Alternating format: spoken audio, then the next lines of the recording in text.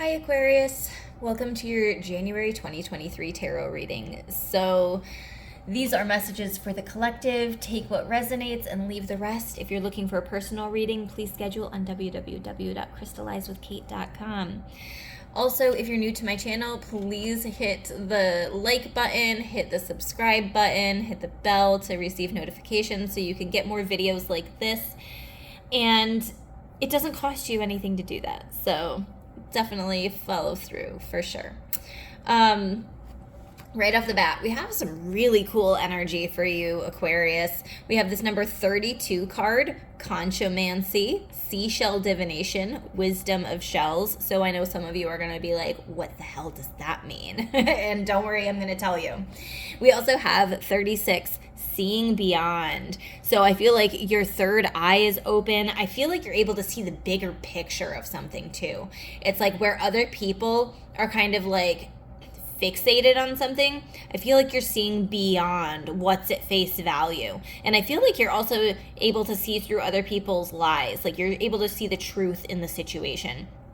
Really getting to the heart of the matter. Those are all words that I'm hearing with this. So with this Conchomancy card, Seashell Divination, Wisdom of Shells, throughout the ages, all over the world, in Germany, Orkney Islands, or Isles, sorry, ancient China, there were emperors buried with seashells. Like seashell magic and divination has been used for, oh my gosh, hundreds of years. So, here in the book it says for at least 50,000 years. How cool is that? Every shell has its own story, has its own energy, and its own message. And seashells have been used a lot to work with like fertility. So if you're working on trying to conceive, maybe working with seashells might be an option for you. They have their own energy. And I guess they were used a lot in fertility practices.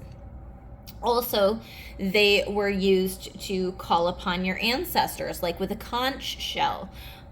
So maybe asking your ancestors, asking your spirit guides, that third eye is really open. Maybe you're really connecting with your spirit team, with your ancestors, your angels. I feel like that could definitely be a message there.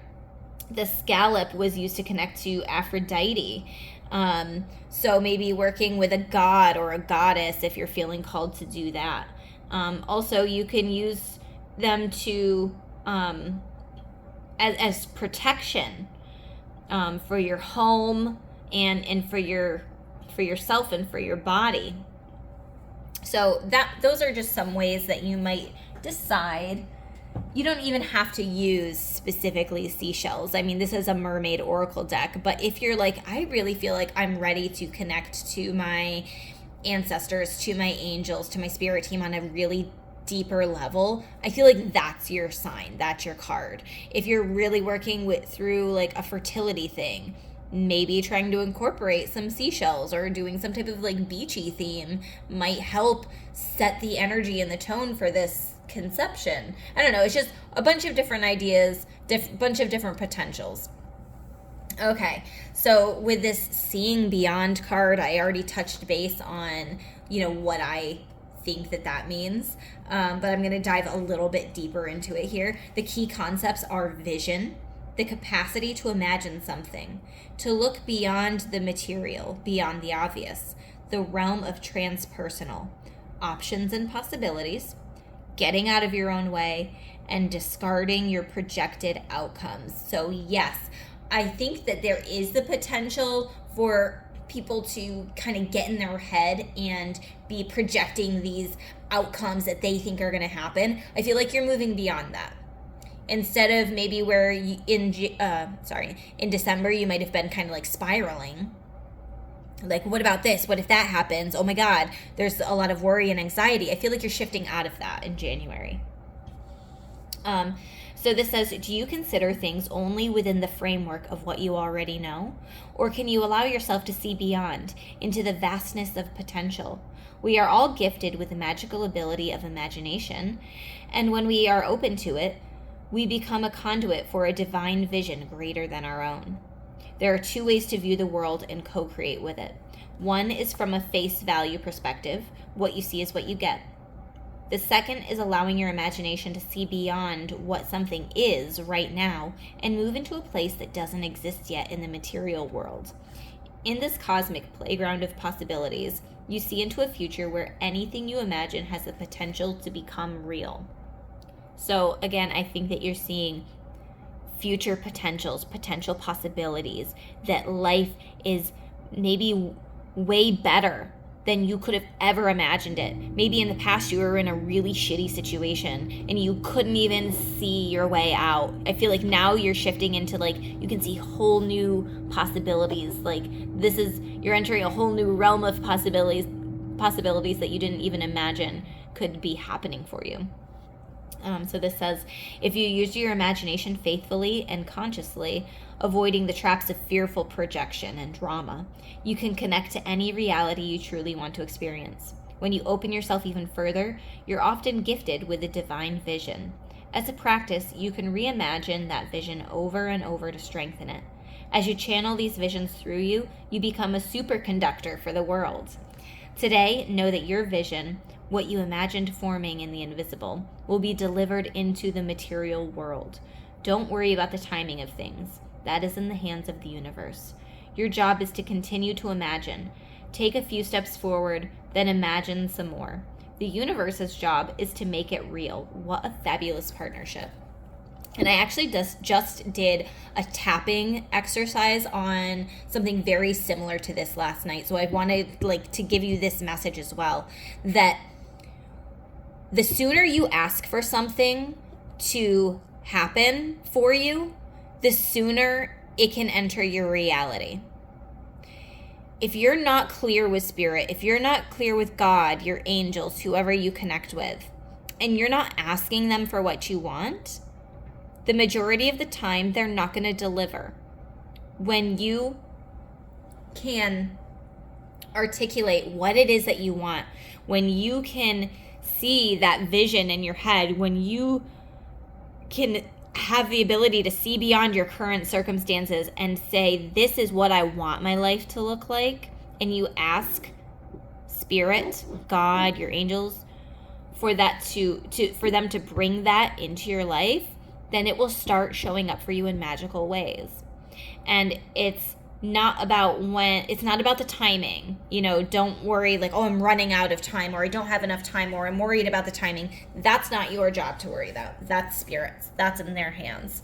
So allowing yourself to be open, I guess, to receiving as well. Another main message here is justice. This justice card. There could be some type of legal thing going on in January. Also, karma playing out in January. Justice will be served. That's the energy of this justice card. I feel like I'm hearing justice's hammer is going to be coming down hard on somebody. So I think that as long as you're not directly involved in the hammer falling, which I don't think that you are, I think that you're probably in this situation where you had maybe you'd seen this coming, or maybe you were following your intuition and you knew what you had to do, but maybe other people didn't. And now justice is working out.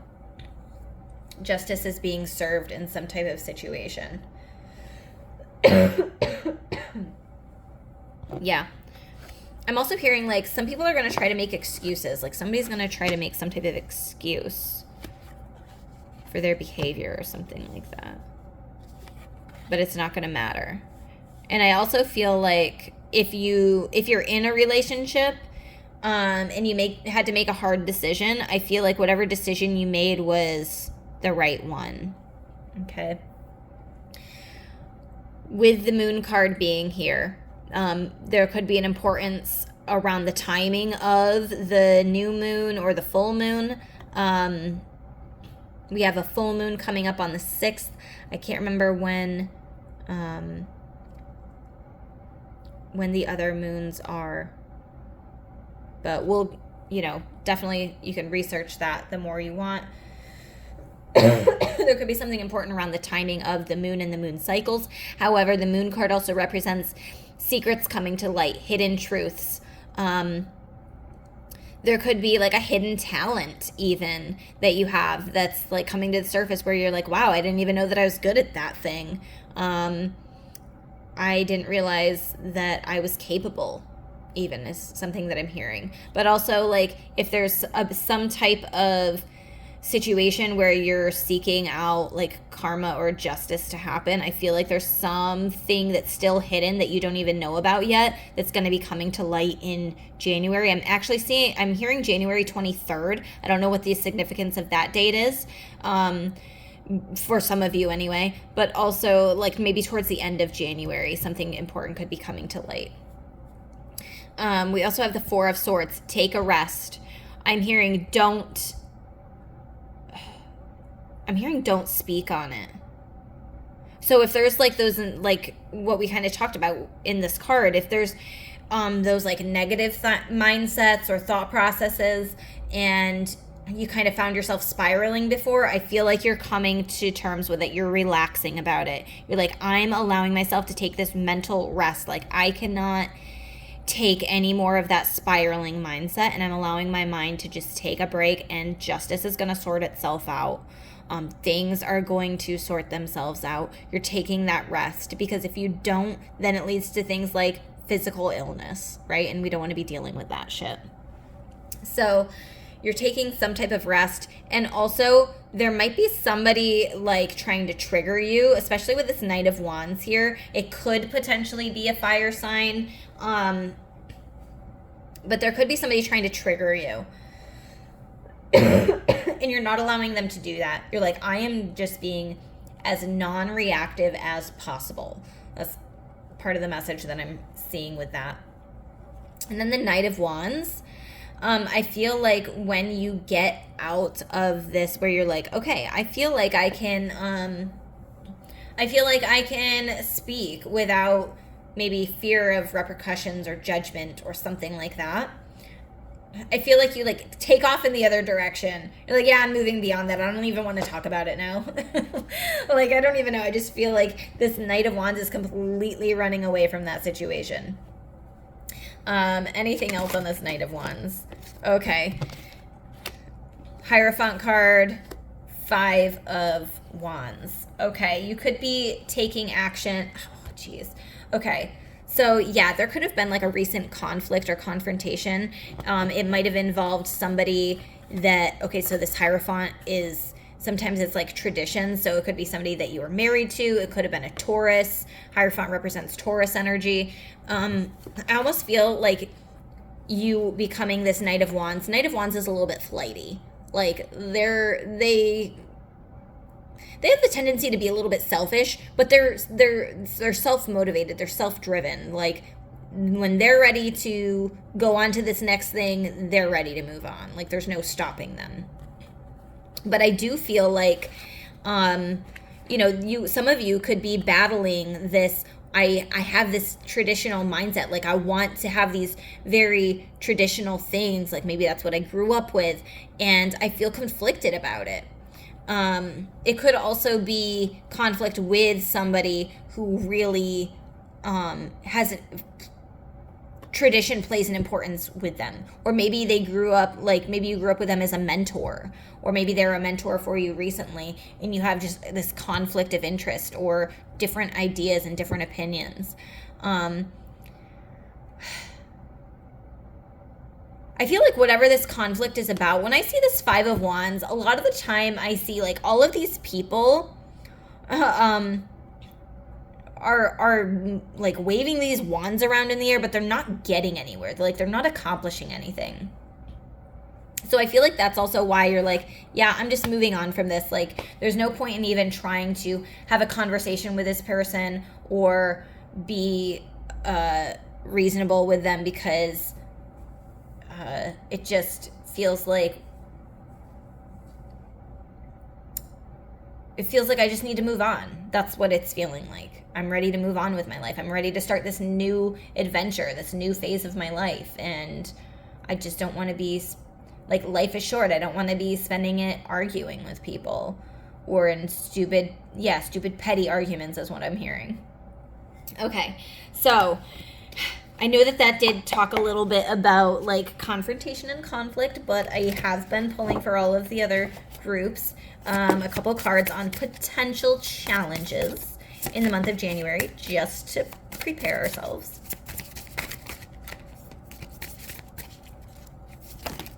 Okay. Yeah. Okay. So we have this Five of Wands coming out again, but it's in a different deck. So we had it here, and now we have it here. Five of Wands. Again, I'm hearing, like, arguments, petty arguments, potential challenges. It could be something that's happening in the beginning of January. It did come out in reverse for me, although I'm not taking reversals. I feel like by the end of January, it should be falling away. It should be dissolving. It should be taking care of itself. But in the beginning of January, it might be something that is still, present in your life. Yeah, and I feel like it's something or somebody that's giving you a big headache, whether this is a work situation or a relationship or a family member, friend, whatever. I feel like whatever the situation is, you've had a lot of anxiety and maybe even fears about it. This is like the nightmare card, right? Like, you woke up from this bad dream. Like, is this reality? Am I in a dream? Like, what is happening? This feels so bad right now. That's what the energy has kind of felt like for some situation. But there's this beautiful white bird up here. It's like there's this light coming in. So not allowing yourself to stay stuck in those negative thought patterns and mindset, especially with that Five of Pentacles there. I feel like it could be very easy for you to, like, isolate, self-isolate is what I'm hearing the words, and be stuck in this mindset of, like, woe is me. Why is this stuff happening to me? And Spirit's like, that's going to be one of your challenges. You've got to pull yourself up out of it. The Five of Pentacles, the message with that is there's light, there is hope, there is help there for you. You just have to ask for it. So again, that message goes along with what I was talking about in the beginning of this reading, and is that the sooner you ask for what you want, the sooner you'll be able to receive it, right? Kind of like with a little kid. You think, like, oh, I'm a kid and I really want a peanut butter and jelly sandwich, but I don't know how to make one on my own. I have to ask mom or dad, otherwise I'm not going to get my peanut butter and jelly. So that's a very basic example, but if you don't ask for it, you have the strong possibility that you're not going to receive it. And also, I want to point out on this card that she's down and depressed. She's like, I am locked in this room, but she has the key right there. Like, she could unlock the door herself if she really wanted to. So I feel like you're almost keeping yourself trapped in a certain mindset or, a certain frame of mind. And it's like, all right, we're here. We're gonna go to therapy. We're gonna talk to a friend. We're gonna whatever we need to do. However that's gonna resonate for you. Two of Pentacles. I was gonna say Two of Balance. But yeah, balance might be something that is a potential challenge for you. And I'm actually hearing, like, physical balance, like physically feeling stable. Like, some of you might have vertigo or inner ear problems, or I don't know, maybe like a head cold, and, like, you stand up and you feel really dizzy. That's a potential for some of you. But, like, trying to feel like your life is getting back into balance, that's a potential challenge for January, is you still feel a little bit off. Okay, and then we also have the Chariot card, which is moving on, moving forward. Some of you could potentially have vehicle problems in January. I'm so sorry to tell you that. You might end up needing to bite the bullet and either purchase a new vehicle or get new tires or make some type of repair on your vehicle. So sorry about that. one last message here for you, Aquarius. King of Earth. Wow. Okay. So you are going to find stability. You are going to find structure. You're working on building your legacy. You're working on creating a solid, stable environment for yourself, for your family, for whoever's involved in your life, your fur babies. This says, generous, professional, responsible, and practical. I feel like you guys also might focus on your work, like you focusing on like your work or something, maybe even cooking or baking or something earthy, something that makes you feel grounded and stable, whatever that is for you. Maybe it's yoga, I don't know. Focusing on that is going to be good for you. A successful time. Confidently accept opportunities you're offered. The Midas touch. I feel like by the end of January, you're going to feel a lot more stable, a lot more secure, and like, wow, life is actually like really working out for me right now in very magical ways. So I love that energy for you, Aquarius. I hope that you have a beautiful, beautiful month of January. I know that reading was a little bit tough, but I hope that it's magical nonetheless. And I will see you in another reading.